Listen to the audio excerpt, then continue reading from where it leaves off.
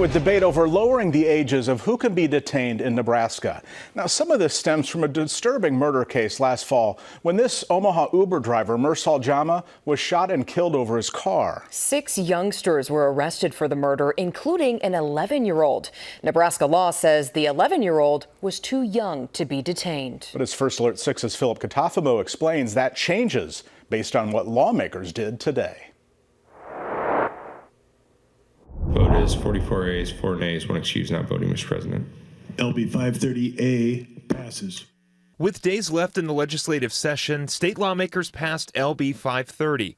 It changes the minimum age for youth detention in Nebraska. This is about making sure that we have enough good options in the system to handle high-risk kids regardless of their age and ensure public safety for innocent people in our community. Currently, anyone 12 and under cannot be detained under any circumstance. 530 changes that to 10 and under. Luckily, there's not a ton of kids that fall into this category, but there's just enough that if we're limited from detaining them or potentially charging them appropriately, that's going to make our community less safe. And so this is about smart, common sense balance. Senator Ashley Spivey of Omaha voted against the bill, arguing detention is not the right answer for these kids. The detention centers are not mental health support facilities. They actually don't even have the services.